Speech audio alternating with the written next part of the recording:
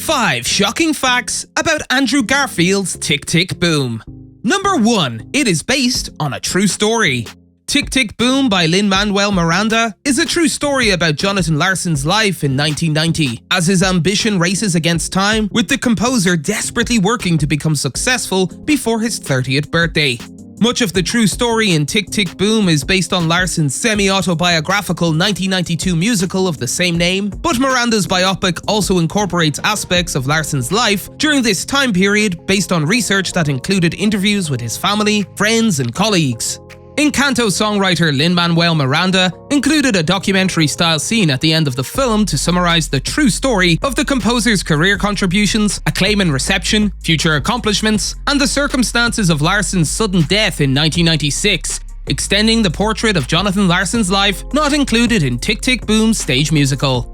Although it may seem unbelievable that a young artist with Stephen Sondheim reading his work on a regular basis would have difficulty getting musicals produced, Tick Tick Boom's working friendship between John and one of the greatest composers of all time is true.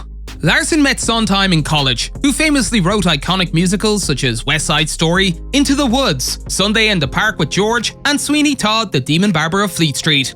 After establishing contact with his idol, John began submitting his work for review to Sondheim, who would frequently write recommendation letters to producers on the true Tick Tick Boom creators' behalf.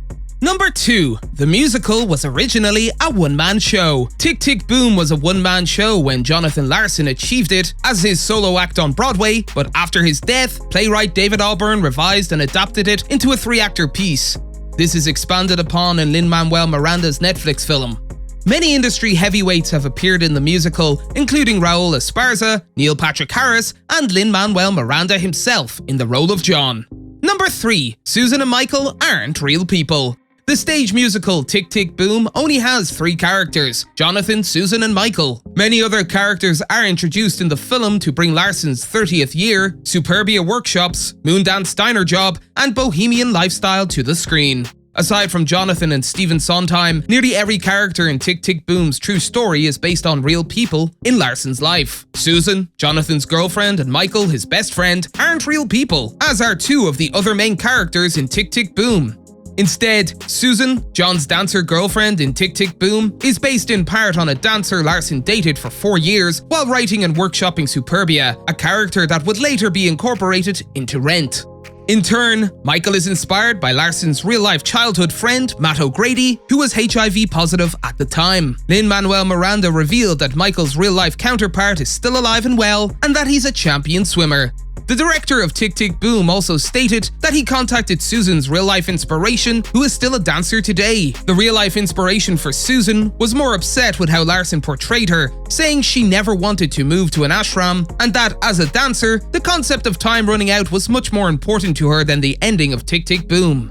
Matt and Susan's inspiration remember the events of his time slightly differently than Larson portrayed, but at the end of the day, Tick Tick Boom's truth almost all comes from Larson's recollection of this time, meaning he can't be 100% reliable as the narrator.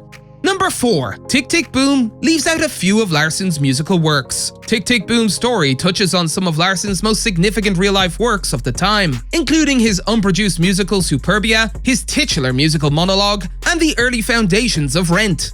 While John and Michael briefly discuss how Larson could easily get paid to write jingles, at Michael's advertising firm, the film's protagonist dismisses the idea. In real life, Tick Tick Boom's songwriting protagonist was adamantly opposed to such work when it was for companies whose politics he disagreed with, or when he thought he was competing with writers who were truly committed to working in the jingle industry. But he did write a few, including a rejected CNN jingle, which the film includes as an Easter egg. In terms of Larson's more significant works at the time, Tick Tick Boom's true story omits Sacred Cow, a 1992 musical on which he collaborated with fellow composers. The musical was pitched to television networks as a weekly anthology series tackling various biblical and mythological stories, with celebrity cameos from the 1990s. Due to scheduling conflicts with the composers, the project was shelved, but the original demo recording was resurfaced in 2013. Larson's other musical compositions omitted from Netflix's November 2021 film include his contributions to JP Morgan Saves the Nation, music for Sesame Street, compositions for cassettes of children's books such as The Land Before Time, a musical titled Mowgli, compositions for a Rolling Stone magazine publisher, and 4 songs for the 1996 kids music video, Away We Go. Number 5. Matt O'Grady. Jonathan Larson's best friend in the true story of Tick, Tick, Boom is Michael, who is based on John's real-life friend, Matt O'Grady. The real-life Matt O'Grady gave Lin-Manuel Miranda a lot of information about Jonathan Larson and his own role in the composer's life at the time. After informing Jonathan of his HIV status, Michael lives to the end of Netflix's Tick, Tick, Boom 2021 film and outlives the protagonist, much like his real-life counterpart.